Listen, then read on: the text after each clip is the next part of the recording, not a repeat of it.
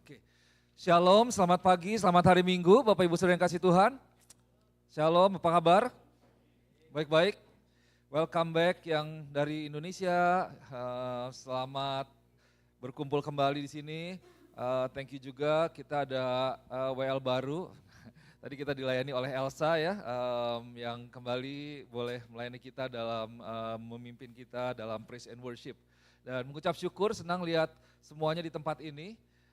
Kita mau siapkan hati kita ya, dengarkan firman Tuhan, ada amin? Oke, pagi ini saya mau sampaikan firman Tuhan yang saya beri judul yaitu Get Strong and then Get Right. Ini udah ada nggak? Oke ya, Get Strong, Get Right. Boleh katakan setelah saya, katakan Get Strong and then Get Right. Kalau bisa lebih keras, lebih mantap lagi, Get Strong, Get Right. Oke. Apa itu get strong, get right? Itu adalah kita jadilah kuat dan jadilah benar gitu ya. Jadi get strong and get right. Ini supaya kita gampang ingatnya. Jadi mari kita boleh semakin kuat dan kita boleh benar. Nah, nanti kita lihat seperti apa ya. Nah, saya mau mulai dulu dari minggu lalu, recap sedikit, rangkuman sedikit. Apa yang kita pelajari minggu lalu, saya sampaikan satu firman Tuhan, saya beri judul yaitu The Need for Endurance. Yaitu sebuah kebutuhan akan ketekunan atau akan ketahanan. Jadi kita itu sebagai umat Tuhan kita perlu memiliki yang namanya ketahanan ya. Kalau dalam bahasa Inggrisnya dikatakan endurance. Karena Ibrani katakan run with endurance. Larilah dengan tekun, berlombalah dengan tekun, berlombalah dengan sebuah ketahanan. Supaya bisa mencapai garis finish yang Tuhan tetapkan buat setiap kita. So the need for endurance. Itu diambil dari kitab Ibrani pasal 12 ayat 3 sampai 11. Dan saudara kalau saudara lihat di judul Alkitabnya, judul perikopnya itu judulnya Do Not Grow Weary. Nah ini menarik nih, sebenarnya ada beberapa bagian ya dari Ibrani pasal 12. Mix. Ya Ibrani pasal 12, dari Ibrani pasal 12 ini ada kayaknya ada 3 bagian besar gitu perikopnya. 3 different subject gitu ya. And then the second subject yang kedua itu adalah judulnya Do Not Grow Weary. Padahal apa hubungannya nih? Pertama dikatakan lari dengan endurance, kemudian tapi kok tiba-tiba firman Tuhan nyambungnya ke do not grow weary. Jangan kita menjadi khawatir, jangan kita menjadi lemah. Baru kemudian di ayat-ayat terakhir itu berbicara tentang the unshakable kingdom, ada kerajaan yang tidak tergoncangkan. Nah, jadi kita tahu bahwa dari minggu lalu ini bahwa di dalam kehidupan kita itu ada yang namanya kesulitan dan pergumulan ya. We all have our own hardship, our own problems, and that's we call life. It is the journey of life, it is the race of faith. Jadi yang namanya sebuah pertandingan iman. Nah, hidup ini adalah pertandingan iman. Dan kemudian kita belajar bahwa semua yang terjadi dalam hidup kita itu ada izin dari Tuhan.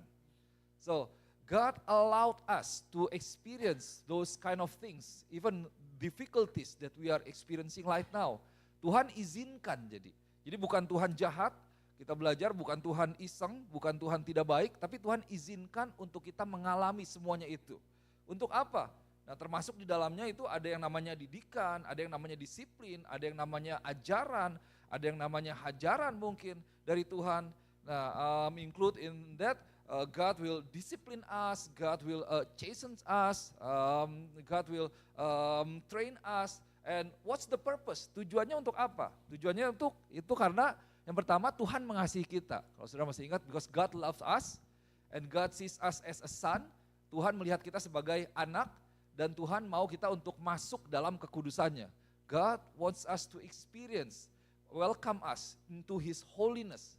Maksudnya apa? Masuk dalam kekudusan. Yaitu Tuhan mau kita masuk di dalam kerajaan Tuhan. Menjadi bagian yaitu menerima setiap janji firman Tuhan. Ada amin ya?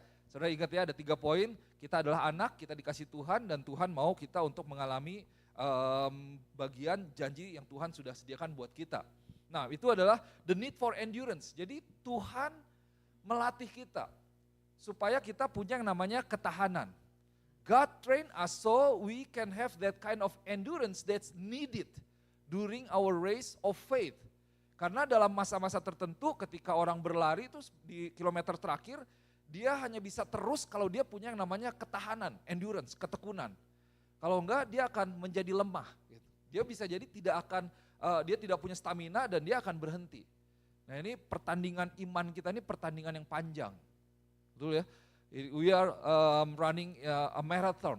Life is a marathon. It's not 50 or 100 meters running speed, fast gitu. Bukan lari cepat, tapi perjalanan yang panjang. Untuk itu kita punya namanya endurance.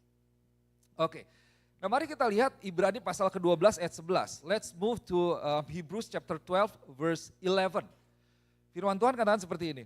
Memang tiap-tiap ganjaran pada waktu ia diberikan tidak mendatangkan sukacita, tetapi duka cita. Tetapi kemudian ia menghasilkan buah kebenaran yang memberikan damai kepada mereka yang dilatih olehnya. So no discipline seems pleasant at the time, but painful. If you remember how can we gain endurance last week, it is through one thing, pain. You can get endurance through pain by training, and pain is part of the training. So no discipline seems pleasant at the time, but painful. Later on, however, it produces a harvest of righteousness and peace for those who have been trained by it. Oke, saudara di sini saya kasih warna biru ya. Di situ ada kata dilatih. Gitu. Jadi ternyata disiplin itu nggak enak. Dia diberikan pada akhirnya, pada waktu kita mengalami disiplin, itu tidak mendatangkan sukacita, nggak ada orang yang senang didisiplin, nggak ada orang yang senang ditegur, saya juga nggak suka secara manusia, benar ya? Kalau dikasih tahu kan, wah pride kita kadang-kadang, aduh, tapi ya kalau salah gitu. Nggak ada yang nggak enak, ditegur itu nggak enak, didisiplin itu nggak enak. Tetapi kemudian ia menghasilkan buah kebenaran yang memberikan damai. Pada siapa? Kepada mereka yang dilatih olehnya, yang dilatih dengan kedisiplinan itu tadi. So, it produces a harvest of righteousness and peace for those who have been trained by it. So the key is trained, dilatih. Nah ternyata saudara, ini saudara lihat kitab Ibrani ini memang memakai istilah-istilah olahraga. Dan kalau saudara pelajari kata train ini mengacu kepada satu dari Greek. It's taken from the Greek word. It is train. Dalam dunia olahraga itu artinya apa train? Itu ditandai oleh kesakitan. It means that pain before endurance. Jadi satu proses yang nggak enak, sakit, tapi kemudian mendatangkan ketahanan, menghasilkan ketahanan. Oke? Nah, saudara yang kasih Tuhan, latihan yang Tuhan izinkan buat kita itu sebenarnya menjadikan kita seperti atlet rohani gitu. Yang pada akhirnya membawa kita memiliki sebuah daya tahan yang kuat di dalam perjuangan iman. Saudara baca kembali Ibrani 12 ayat yang ke 3 sampai 11 ya. Tuhan mengajar, Tuhan menghajar. Itu kenapa? Karena Tuhan melatih kita. Tapi akhirnya justru dari latihan itu Tuhan mau supaya kita mengalami, memiliki kedamaian. Gitu. Nah saudara lihat bahwa ada hasil dari latihan yang Tuhan berikan untuk kita, yaitu buah kebenaran yang memberikan kedamaian. Saudara bisa lihat waktu kita mengalami pergumulan, umumnya wajarnya kita nggak mengalami kedamaian ya. Waktu sakit kah, waktu lagi di layoff misalnya nggak ada kedamaian. Tapi ternyata kedamaian itu bukan bergantung kepada situasi kita, tidak bergantung harusnya kepada apa yang kita alami, bahkan di dalam kedukaan pun kita bersedih, iya kita bersedih, kita berduka, tetapi kedamaian Tuhan itu bisa tetap melingkupi kita. Ada amin ya? Untuk itu kita berdoa kepada setiap orang-orang yang mengalami kedukaan, kesulitan, biar dikuasai oleh damai ilahi. Gitu. Yesus bisa tidur di kapal ketika badai, kenapa? Karena dia damai. Dan itu damai yang tidak dipengaruhi oleh situasi. Gitu. Nah, kita lihat bahwa we must be able to see beyond the process. And we must understand that the process produces result. Jadi kita ini harus bisa melihat satu hal yang lebih dari sekedar proses. Itu yang pertama. Bahwa saudara kalau melihat engkau sedang menjalani proses dan proses itu menyakitkan, proses itu tidak gampang, proses itu susah, kecenderungannya engkau mau berhenti. Seorang atlet kenapa dia terus, kenapa dia bisa berlari terus? Karena dia melihat bukan hanya proses, bukan hanya lari dalam mile demi mile, bukan hanya kesakitan yang dialami sekarang, kesulitan yang dialami sekarang, tapi dia melihat lebih dari proses. Dan mereka mengerti bahwa dari proses yang mereka jalani itu menghasilkan sesuatu. Nah, saudara yang kasih Tuhan, proses yang dari Tuhan, yang Tuhan izinkan terjadi dalam hidup kita, itu akan menghasilkan sesuatu. Ada amin. Yaitu ada ketahanan iman, ada endurance, dan membawa kita mengalami kedamaian yang dari Tuhan. Nah, saya mau ajak kita boleh mengerti betul ya bahwa saudara, hidup ini bukan hanya sekedar untuk memiliki hidup yang smooth atau lancar. Tidak ada masalah, tidak ada kesulitan, tidak ada kesakitan. Tuhan tidak menjanjikan itu. Tapi Tuhan menjanjikan pendampingan buat kita. Bahwa lewat setiap hal yang kita alami, itu adalah tempat di mana kita bisa menyaksikan Tuhan sebenarnya. Tujuannya itu. Lewat setiap sisi kehidupan kita, kita memuliakan Tuhan. Wah saudara, kalau kita lihat bahwa Tuhan, kalau kita pikir Tuhan menjanjikan hidup yang mulus, wah enggak ada tuh. Paulus enggak akan mengalami apa yang dia alami. Udah mau kapal karam, mau digigit ular, udah matinya juga enggak enak, disesah banyak orang. Yesus sendiri pun mengalami hal yang luar biasa. Jadi tujuannya apa? Lewat setiap kehidupan kita, kita mengalami satu kedekatan dengan Tuhan dan kita muliakan nama Tuhan. So the purpose of our life is actually for us to glorify God through everything that we are experiencing right now. Yang apa yang kita alami sekarang. So we need to understand that God's discipline is actually something that God allowed us to experience so we can experience the result that God is preparing or have in store for us. Jadi satu hal yang Tuhan siapkan, satu hal yang Tuhan sediakan, itu Tuhan mau kita alami. Caranya bagaimana? Kita disiapkan oleh Tuhan, kita dilatih oleh Tuhan. Nah di sini dibilang tadi sebelumnya di ayat yang ke-11 ini bahwa itu akan memberikan damai kepada mereka yang dilatih, kepada mereka yang terlatih. It will produces righteousness and peace for those who have been trained. Oke, nah saudara yang kasih Tuhan, sekarang saya mau lanjut, kita lihat di pasal yang ke-12. Kalau dilihat ayat yang ke-11 sampai 17, Hebrews 12:11 until 17, it talks about the application of God's discipline, why God loved us, and then why God discipline us. It's because He loved us, and the purpose of everything, something that we can bring into our life daily, something that we can apply into our life. Jadi maksudnya apa? Apa yang harus kita lakukan dari disiplin Tuhan, dari apa yang saya sampaikan minggu lalu ya, dari prosesnya Tuhan, itu seperti apa. Nah kita lihat, ada dua hal yang saya mau sampaikan, sederhana, dua hal, 2 points, which is the title of my sermon, get strong and get right. Jadi dua hal yang kita harus terapkan, kita harus jalani, kita harus lakukan dalam kehidupan kita, yaitu kita harus get strong, itu yang pertama, kemudian get right. Nah, saudara boleh buka Alkitabnya dari kitab Ibrani 12 ayat 12 sampai ke 14 ya, kita akan baca sama-sama satu-satu. Nah yang pertama, apa yang Tuhan mau untuk kita lakukan? Yang pertama itu kita boleh get strong. So this is the first one that God wants us to experience, to become that kind of a person and to do this thing. The first one is to get strong, jadilah kuat. Kita baca ayat yang ke-12 dan ke-13. Ya. Di sini katakan seperti ini. Sebab itu kuatkanlah tangan yang lemah dan lutut yang goyah. Dan luruskanlah jalan bagi kakimu sehingga yang pincang jangan terpelecok tetapi menjadi sembuh. Nah ini bicara tentang apa nih, fisik ya. Firman Tuhan katakan kuatkan tangan yang lemah. Kalau tangan yang lemah itu gimana? Kayaknya ngangkat aja udah susah ya. Gitu, berat. Kemudian lutut yang goyah, yang menyangga badan. Udah gitu luruskanlah jalan bagimu sehingga yang pincang jangan terpelecok, jangan kesleo, jangan injured. Tetapi menjadi sembuh. Therefore strengthen your feeble arms and weak knees. Make level paths for your feet so that the lame may not be disabled but rather healed. Saya pernah dulu waktu kecil saya ingat ada orang bawa sarung tinju 4 gitu ya ke rumah, terus kita sepupuan laki-laki, wah tinju-tinjuan gitu.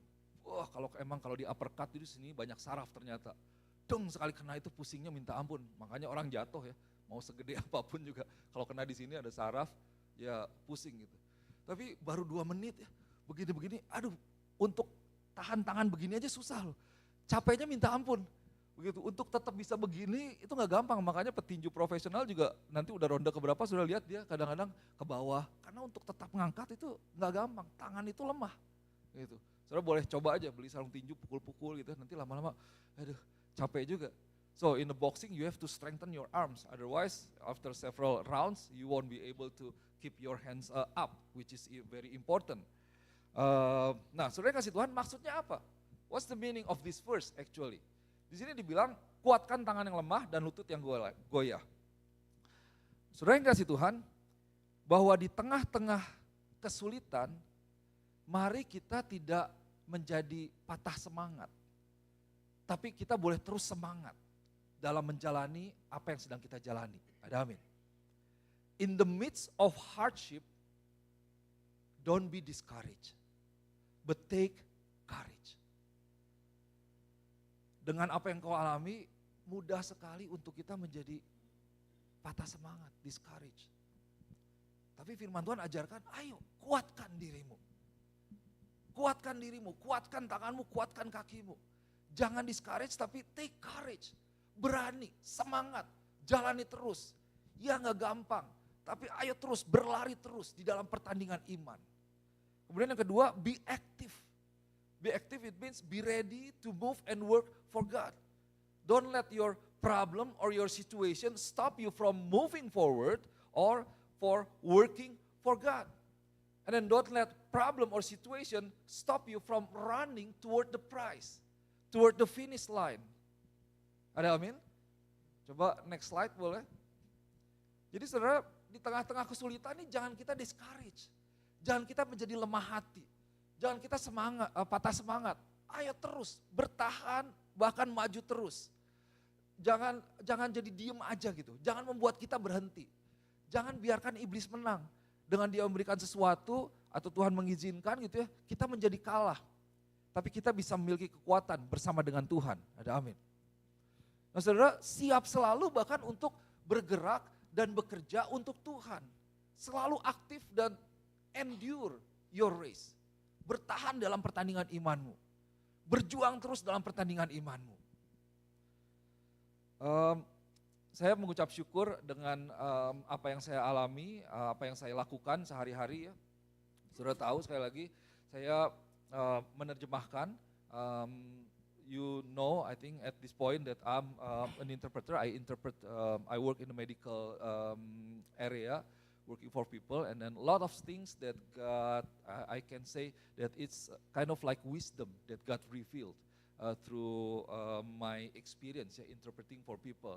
Jadi dengan saya menjadi penerjemah nih, ada banyak hal yang Tuhan bisa sampaikan gitu, yang Tuhan nyatakan, Tuhan berikan hikmat ketika ketemu orang, jadi banyak belajar, lumayan juga ya, orang diajarin tentang nutrisi, saya belajar tentang nutrisi 1 jam gitu ya, jadi pinter juga lumayan, tinggal gimana nerapinnya ya. Orang belajar dari physical therapy, oh harus gini, nanti saya di rumah saya ikut-ikutan terapi gitu, oh diajarin oh begini-begini, lumayan. Jantung katanya begini, oh ya jadi ikutan, jadi ya tinggal, jadi pengen juga sekolah dokter kayaknya tapi udah gak mampu, udah deh. Jangan menyalahi panggilan kayaknya. Nah, sebenarnya menarik, ada satu pengalaman yang saya ingat, salah satu yang lumayan sering yang saya lakukan yaitu mendampingi orang di terapi fisik. one of the most quite often I interpret for people in the physical therapy, atau orang Indo bilang fisioterapi ya, itu terapi fisik. Nah saya kasih contoh bahwa ada orang yang injury di bahunya, apakah dia jatuh dari nahan gitu ya, udah gitu, atau apakah orang yang habis operasi misalnya ada si rotasi di sini di dalamnya, itu dioperasi ada otot di dalam, jadi ternyata otot itu bukan hanya sekedar otot, ada 3 kalau bahasa Inggrisnya. Ada yang namanya tissue, ada yang namanya muscle, ada yang namanya tendon. Tendon itu bukan yang kita makan di pho itu ya, bukan ya. Ya, ada tissue, ada muscle, ada tendon. Nah itu nanti di Google sendiri bedanya apa gitu ya. Dan itu yang memegang tulang dan di dalamnya. Nah kalau ada yang kalau rusak di dalamnya, itu orang nggak bisa ngangkat tangan nih. Gitu, jadi nggak bisa gitu. Nanti mau angkat ke depan nggak bisa gitu. Wah itu dilatih tuh, dan latihannya bisa sampai 1 tahun. Gitu. Jadi nanti kadang dipijit, kadang diregangin, nanti pakai alat, gitu. Dilatih. Nah tangannya kan lemah gitu ya, tapi ternyata tangan yang lemah ini dilatihnya bukan, oh ya hati-hati, justru dikasih beban. Wah ini kok bisa nggak begini, begitu, nggak bisa, coba sampai di mana diukur gitu. Nah terus malah dikasih yang pakai tali, pakai mesin, dikasih beban, jadi ketarik tangannya gitu mau gak mau. Waduh saya kasih lihat, ya saya liatin, waduh capek Bu ya, iya capek Pak katanya. Terus ditanya, cukup berat bebannya? Dia pengalaman, terus dia bilang nanti kalau saya bilang iya, kalau saya bilang enggak ditambahin lagi bebannya gitu ya. I know sambil ketawa-ketawa, iya bener juga. Jadi bener, nanti dari minggu ke minggu ditambahin. Jadi orang yang lagi lemah, bukannya diistirahatin, tapi setiap minggu ditambah bebannya. Wah beginilah, terus nariklah, beginilah, terus beginilah, pokoknya macam-macam lah, latihannya macam-macam. Nah ini, kuatkan tangan yang lemah, strengthen your feeble arms. How do you strengthen your feeble arms? Is by putting a weight, training, physical therapy, and then the stretch, and then just push it, little by little. Of course, ya, makanya ada ahlinya ya untuk itu, ya mereka yang melatih. Tapi lemah itu bukan berarti kita aduh ya lemah lagi capek nih, istirahat mager gitu ya. Aduh, justru sama mereka ditambahin. Ada ibu yang udah elderly, jatuh, terus ininya hipnya patah. Wah, jadi makanya kadang-kadang kalau udah dengar ada orang yang begini, aduh kekhawatirannya banyak. Kemarin saya berdoa spesifik tentang saudari kita Ibu Mona ya, tentang Mona. Karena beliau jatuh, buat yang belum tahu, kemarin jatuh, sekarang masih di rumah sakit, puji Tuhan semakin baik. Saya berdoa spesifik, Tuhan berdoa supaya tidak ada tulang yang remuk, yang patah, yang membutuhkan physical therapy. Saya berdoa gitu. Jadi kalau oke, patah, remuk kan, karena tulang gak bisa disembuhin, tulang sembuh sendiri. Gitu. Ya kuat sendiri, nyambung sendiri gitu. Paling diratain gitu, dilurusin. Tapi kalau udah sampai perlu physical therapy, ya berarti itu udah serius banget tuh. Ya kalau retak-retak ya oke lah. Tapi kalau udah sampai perlu physical therapy yang berbulan-bulan, bertahun-tahun, wah itu pasti lebih menderita. Nah ibu ini udah tua, jatuh, ininya susah. Waduh jalan aja pakai di rumah pakai walker. Kalau keluar pakai kursi roda. Kadang saya kasihan, aduh kayaknya pengen saya aja yang lakukan buat orang itu gitu ya. Tapi disuruh duduk berdiri aja pelan-pelan, pegangin duduk lagi. Berdiri jangan pegangan sekarang. Ya, waduh lututnya dikuatin. Ini benar firman Tuhan begini, strengthen your feeble arms and then weak knees. Jadi lututnya dikuatin, berdiri gimana tekniknya, berdiri. Duduk lagi, duduk untuk nahan. Aduh capek Pak, baru duduk berdiri. Tapi kenapa? Karena perlu dikuatkan. Supaya bisa apa? Supaya bisa berfungsi kembali. Supaya bisa jalan. Jadi gak gampang tuh, it's not easy, it takes pain.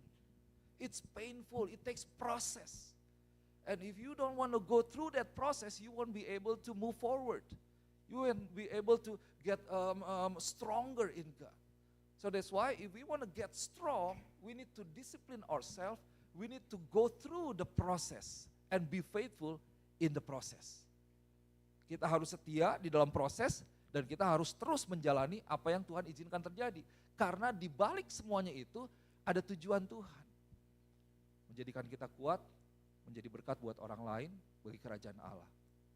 Nah, saudara yang kasih Tuhan, dari sini kita bisa belajar bahwa saya lihat bahwa kitab Ibrani ini mengambil ilustrasi tentang fisikal memang, dan dari kata-kata Yunani ini juga, dari bahasa Yunaninya kata-kata ini memang mengacu kepada bidang olahraga.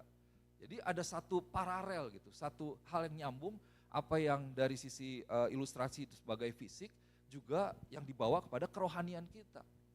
Nah, kita nih kalau mau jadi kuat dalam Tuhan, kita harus terus setia dalam Tuhan, dalam setiap proses yang ada. Dan percayalah, ada kemuliaan yang Tuhan sediakan. Ada berkat yang Tuhan sediakan. Ada hal yang luar biasa yang Tuhan sediakan.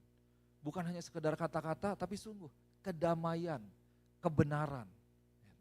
Saudara, engkau jadi pribadi yang unshakable, yang kuat di dalam setiap masalah. Betul, sebagai manusia kita sedih, kita berduka, kita sedih lah. Tapi kita tidak dikuasai oleh emosi kita. Tapi kita bisa dikuasai oleh kedamaian Tuhan sehingga kita terus bisa menjalani dengan mata yang tertuju kepada Yesus.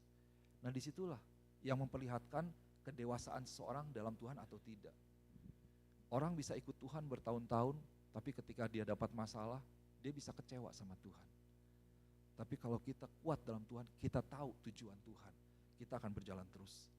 Dan lewat hal yang kita alami, justru kita memuliakan Tuhan. Dan itukah tujuan kehidupan kita, betul? Membawa kemuliaan bagi nama Tuhan. So the first one, get strong. And then the second one, get right. Jadilah benar, jadilah benar. Nah, yang pertama, dua dari poin ini dari jadilah benar, yaitu jadilah benar dengan orang lain.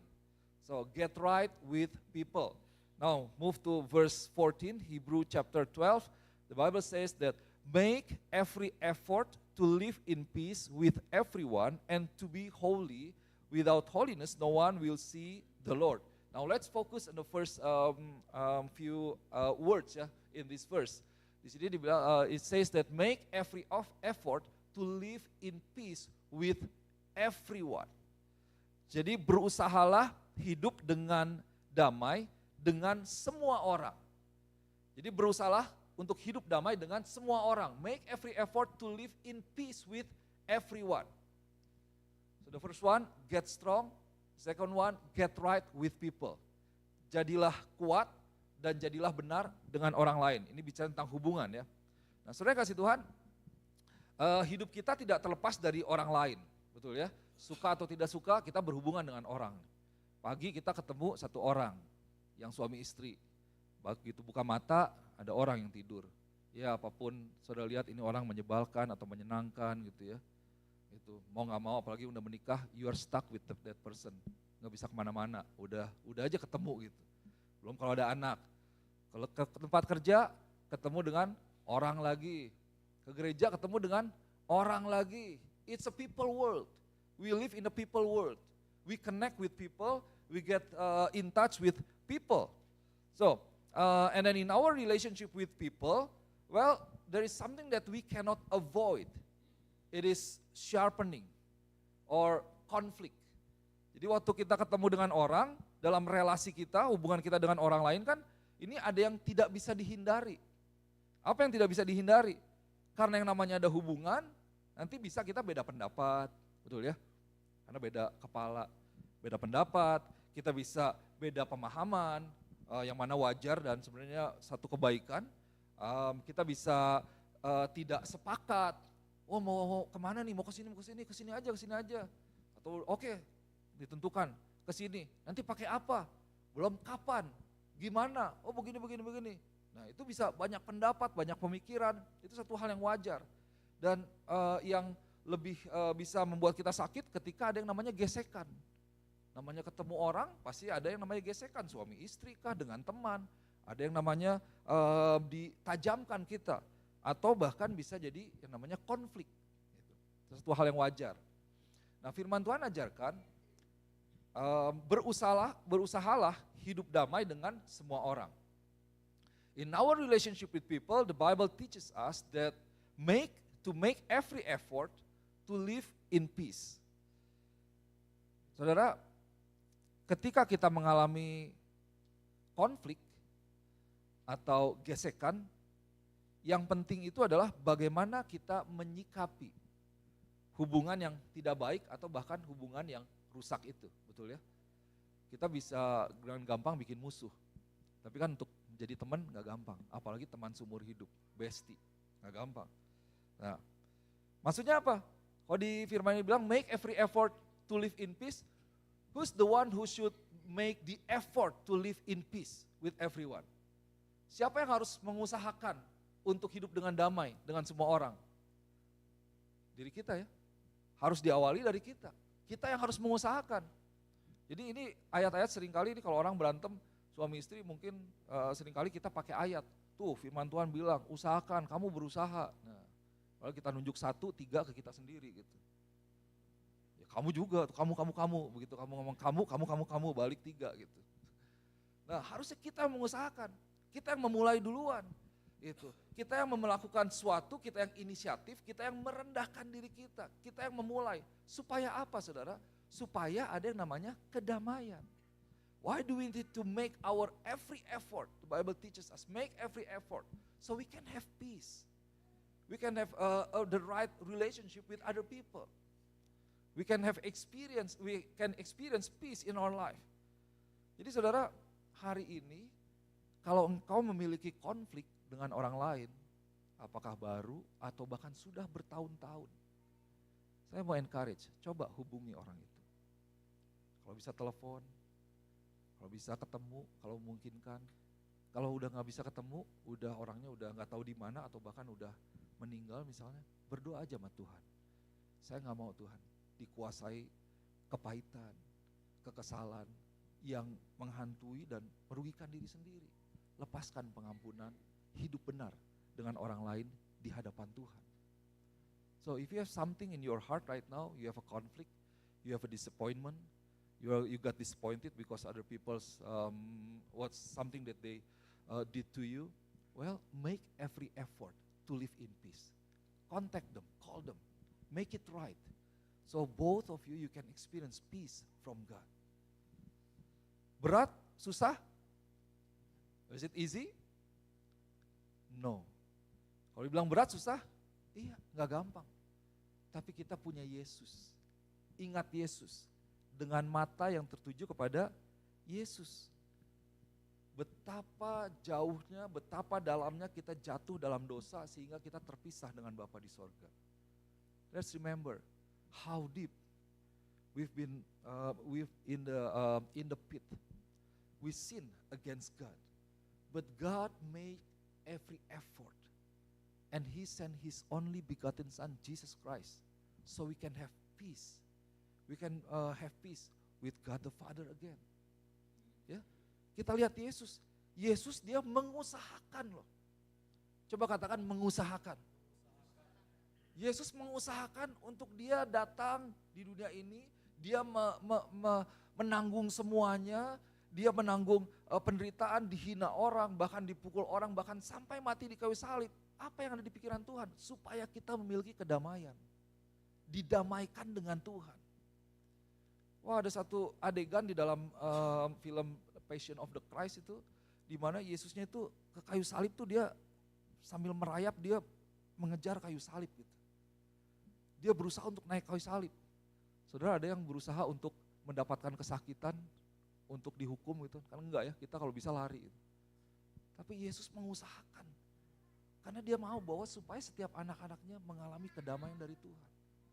Nah ini yang harus kita teladani, bahwa kita harus berusaha to make every effort.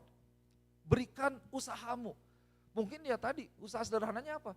Jangan nunggu, kalau nunggu kita bukan berusaha, betul ya? Berusaha berarti kita yang mulai, kita yang telepon, kita yang datengin, kita yang merendahkan diri. Ya apa yang bisa saya lakukan, saya minta maaf kalau perlu, kalau mungkin saya salah. Make every effort, berusahalah untuk hidup damai dengan semua orang. Dan one thing, kasih Tuhan itu memampukan kita untuk mengampuni orang yang bersalah kepada kita. Amin. God's love empowered us, so we are able to forgive other people in our life. Secara manusia, waduh kayaknya kita gak bisa nih ngampunin orang, terlalu berat, terlalu sakit apa yang dilakukan. terlalu apa yang dilakukan kepada keluarga kita, aduh udah gak mungkin. Ini udah minjem bolpen 5 tahun gak dibalas-balas, gak dibayar-bayar, gak dikembali-kembaliin gitu. Itu lagi ya joknya. Udah ini gak pernah minta maaf, udah ngutang gak dibalikin, malah lebih galak dari yang ngutangin, dari kita yang ngasih pinjem gitu ya, orang seringkali begitu ya. Supir lebih galak dari yang punya mobil, aduh udah sakit sekali.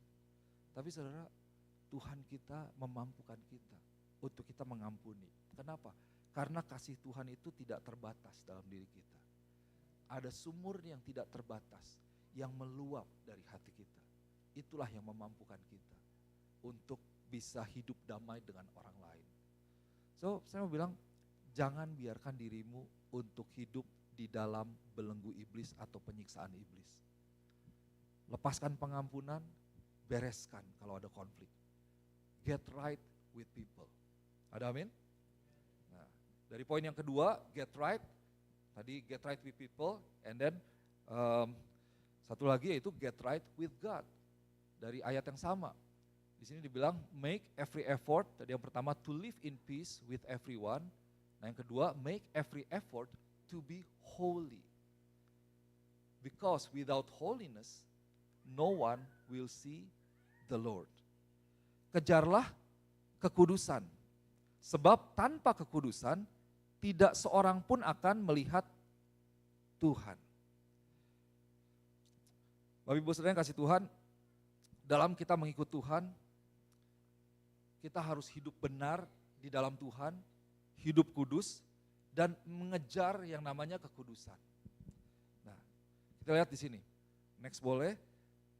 Bahwa the key to an unshakable life is a close relationship with God.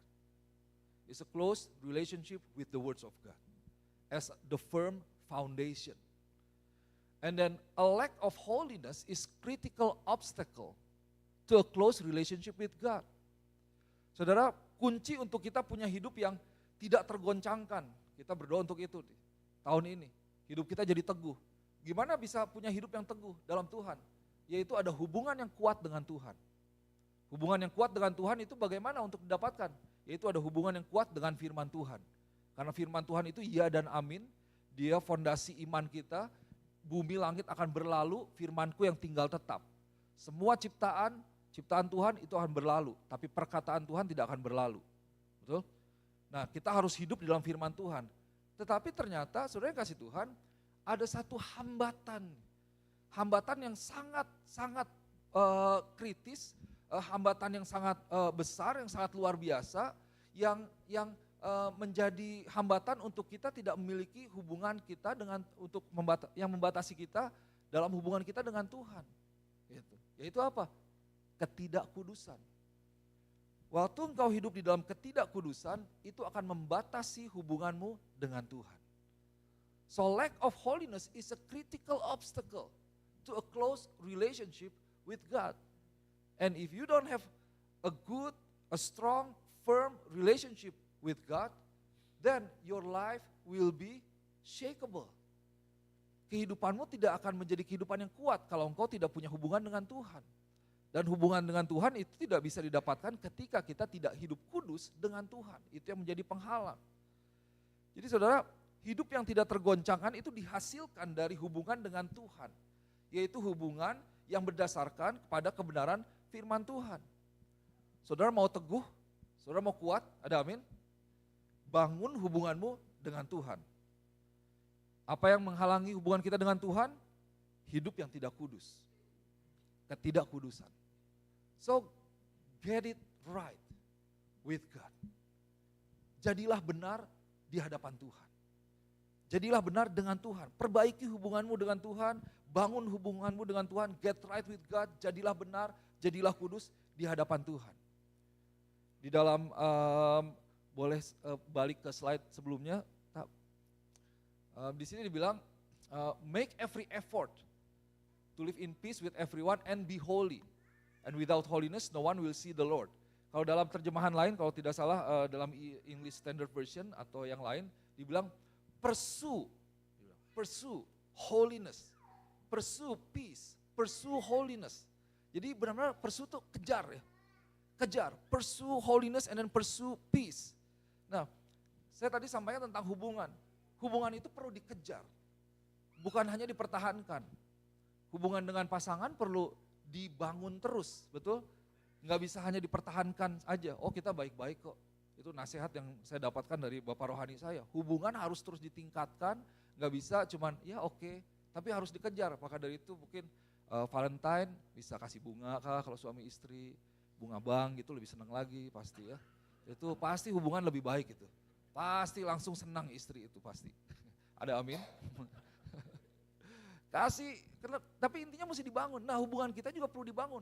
We need to pursue holiness. Pursue a life that is right with God. Pursue holiness. Kejar hubungan dengan Tuhan. Nah, dalam kitab Amsal ini disampaikan begini. In the book of Proverbs chapter 2 verse 4 and 5, the Bible says this.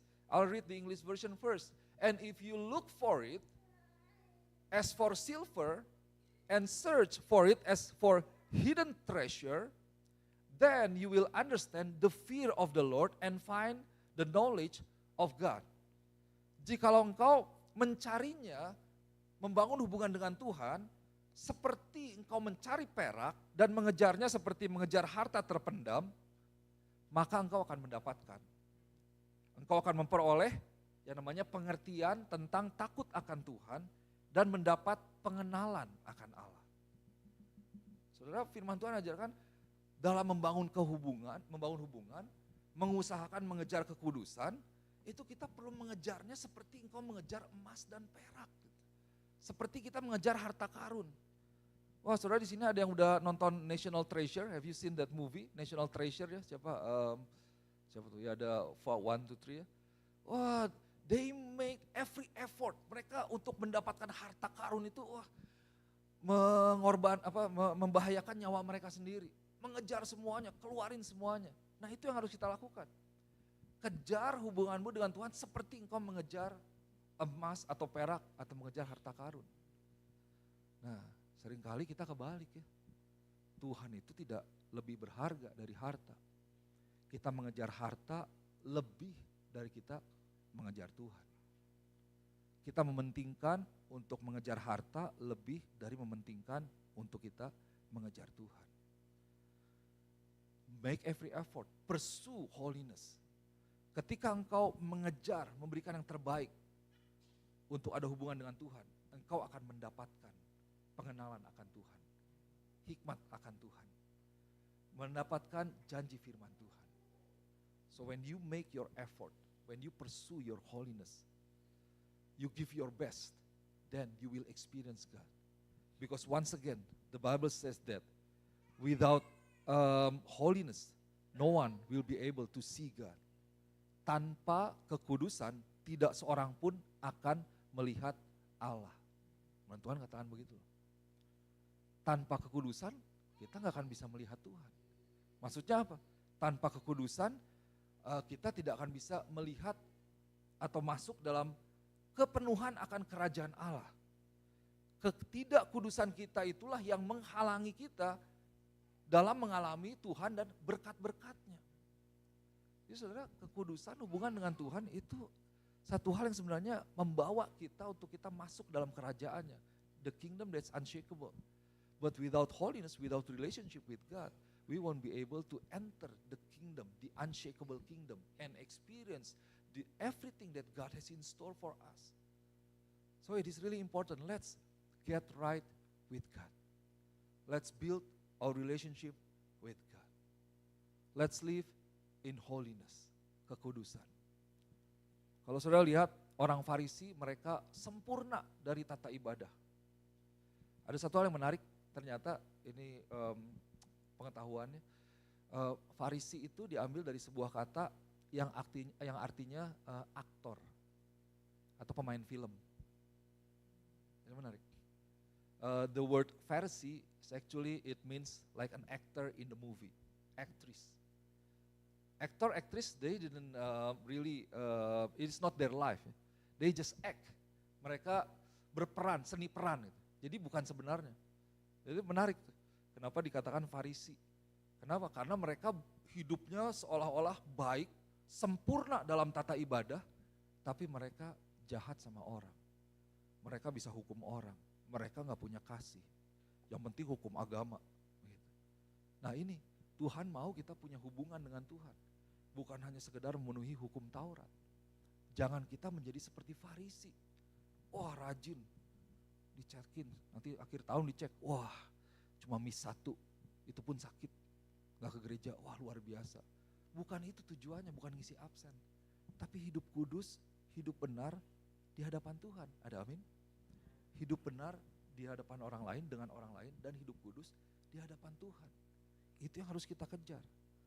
Nah saudara yang kasih Tuhan, dedikasimu dalam mengejar Tuhan, itu akan membawa engkau untuk mengalami dan melihat kebaikan Tuhan dinyatakan dalam kehidupanmu.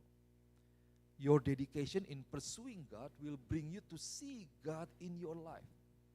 It will bring you to see or to experience God's goodness in your life. So, pagi ini get strong, ada amin? Get right with people, get right with God. Mari kita boleh jadi kuat, jadilah benar, benar dengan orang lain, ada hubungan yang baik, dan kemudian benar di hadapan Tuhan. Di sanalah saya percaya engkau akan melihat kebaikan Tuhan dicurahkan di dalam kehidupanmu. And you shall see the goodness of God be poured out in your life. Let's pray. Mari kita